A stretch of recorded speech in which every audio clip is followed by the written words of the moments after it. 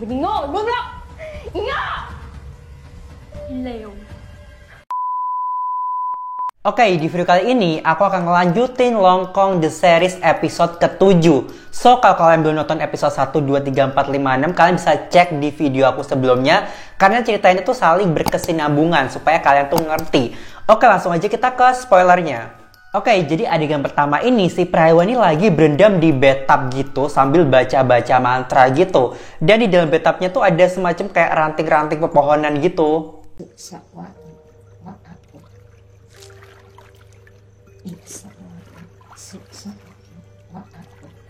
Terus pas di sekolah, si Lilin sama si cowoknya ini kayak nyamperin si Ayah sama si Brave karena ngerasa khawatir akan keberadaan mereka. Takutnya tuh mereka tuh akan disantet sama Praewa.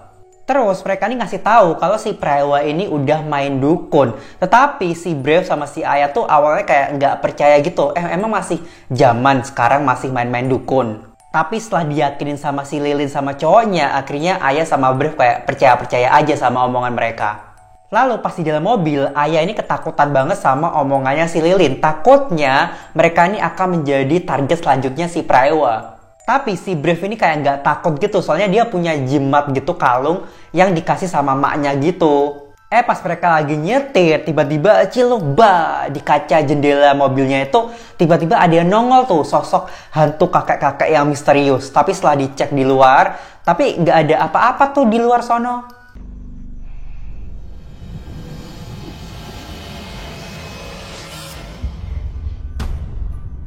Pas si Brave mau balik lagi masuk ke dalam mobil, tiba-tiba si Ayah udah kemasukan aja tuh, kerasukan setan kakek-kakek tadi. Dia langsung kayak melotot diem aja gitu. Terus setannya tiba-tiba langsung menyerang si Brave kan. Tapi setannya tuh kayak nggak berani megang, soalnya tuh ada jimat yang di lehernya si Brave.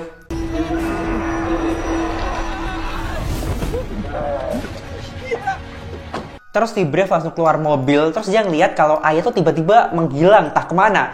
Tiba-tiba dari belakang si Ayah udah bawa tongkat kayu gitu, langsung dipukul si Brave. Ya udah, mereka berdua tiba-tiba langsung pingsan gitu di jalanan. Ya pasti kalian tau lah dalang dibalik ini semua. Ya bener, si Praewa lah yang menyebabkan semua ini.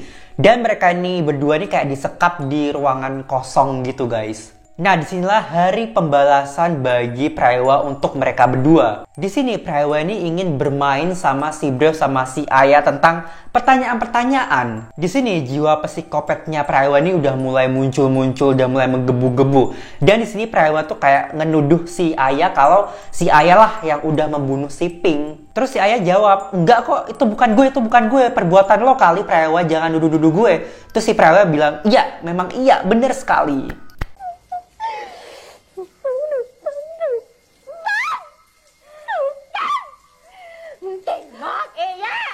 Nah, di sini tuh Ayah belum bener-bener tahu fakta di balik video wig-wignya si Brave yang ternyata memang sengaja dikirim ke Nat untuk I don't know, sekedar kayak koleksi kali ya. Terus di sini Ayah tuh merasa dibohongi, ditipu sama si Brave. Ternyata si Ayah ini udah kayak cuma menjadi bahan pelampiasannya si Brave doang. Terus dipikirnya si Ayah, cewek yang ada di video sama si Brave itu adalah Praewa. Tapi ternyata bukan guys, si Ayah tuh nggak ngerti, nggak tahu faktanya. Terus pertanyaan selanjutnya, seperti biasa si Praewa tuh nanya sama si Brave, sebenarnya siapa sih cewek yang ada di video itu? Kenapa tuh ngelindungin banget si cewek ini gitu loh? Dan sepertinya si Brave tuh kayak takut banget kalau nasibnya tuh akan sama kayak si Nat yang tiba-tiba kayak kebakar sendiri gitu loh. Terus di sini si Brave tuh tiba-tiba kayak dicekokin gitu sama si Praewa, semacam kayak jamu atau ramuan jampe-jampe gitu.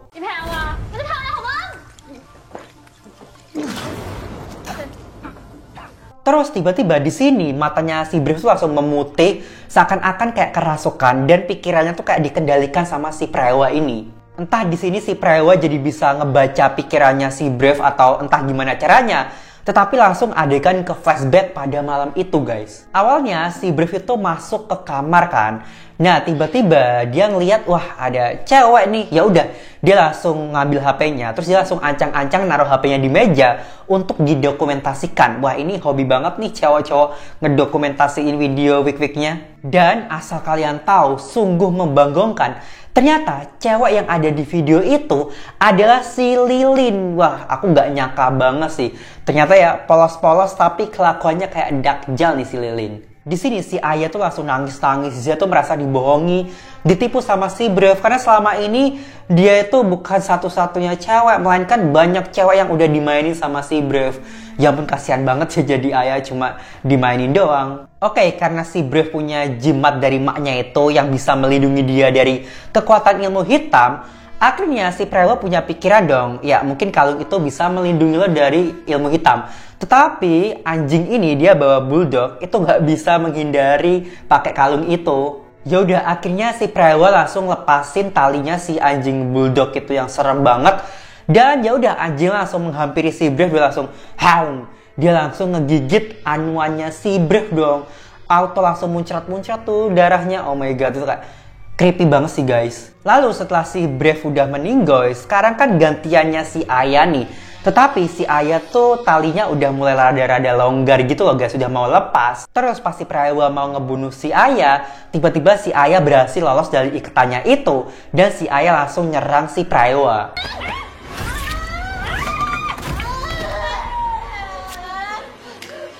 Nah, kalian tahu kan bahunya si Prewa tuh udah mulai membusuk. Nah, sama si Aya tuh baunya kayak diremet gitu, baunya Prewa.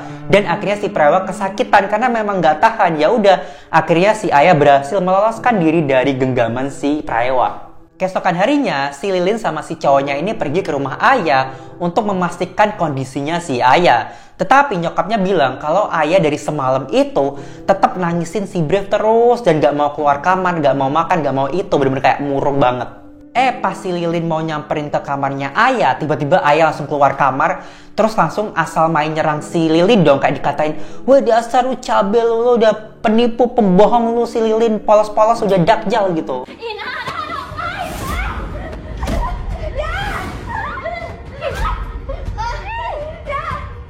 Di situ Lilin drama-drama dulu, dia sok-sokan nangis, berasa dia jadi korban yang paling tersakiti.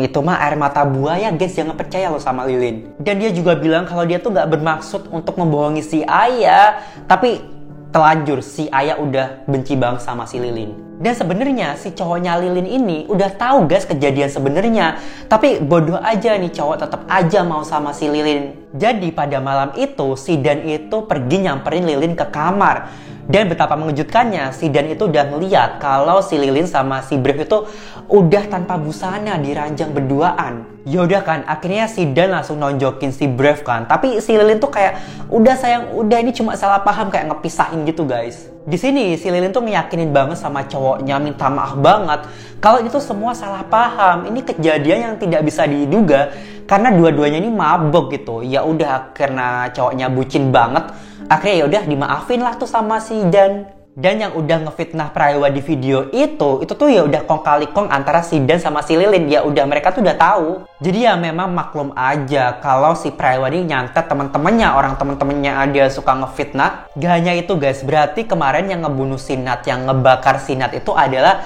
si Lilin dan si Dan itu cowoknya atas bantuan dukun gitu guys. Lalu karena si Lilin sama si Dan ini takut akan menjadi target santet berikutnya si Prewa, akhirnya mereka berdua ini pergi ke dukun gitu untuk melawan ilmu santetnya si Prewa. Nah di sini dukunnya tuh bilang dia bisa ngebantuin untuk melawan ilmu hitamnya Prewa, asal dukunnya ini punya barang-barang pribadinya si Prewa. Akhirnya mereka berdua pergi ke sekolahan untuk ngebongkar lokernya si Prewa. Yaudah, mereka ngambil bajunya Prewa, sisir, dan benda-benda pribadinya milik Prewa. Next ganti adegan, si Aya ini semakin hari semakin murung.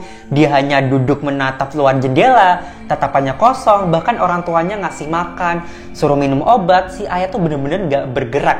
Kasian, dia kayak habis dicuci otak gitu loh guys. Terus si Aya ini sama orang tuanya dibawa ke biksu gitu untuk apa sih yang sebenarnya terjadi sama si Aya. Dan ternyata bener aja, si Aya ini sudah dikendalikan sama makhluk halus. Dan supaya sembuh, si Aya ini kayak harus diruqyah gitu dan harus tinggal di tempat biksu itu untuk menjalani pengobatan-pengobatan gitu.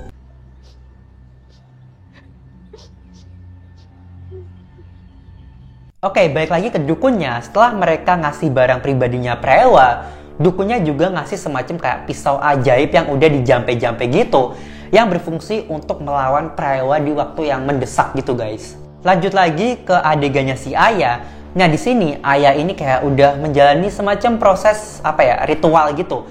Nah di sini Ayah udah mulai disiram kayak semacam air-air suci gitu. Lalu si Ayah ini udah mulai mual-mual dan pengen muntah. Yaudah akhirnya dia langsung muntah dan betapa membanggongkan. Muntahannya tuh kayak ada rambut-rambutnya, terus kayak ada boneka-boneka kecil-kecil gitu yang biasa dibuat si Prewa di rumahnya. Belum juga kelar ritualnya, si Ayah udah langsung nyelonong pergi entah kemana. Terus si biksunya juga diem aja, nggak ngecegat si Ayah. Gimana sih?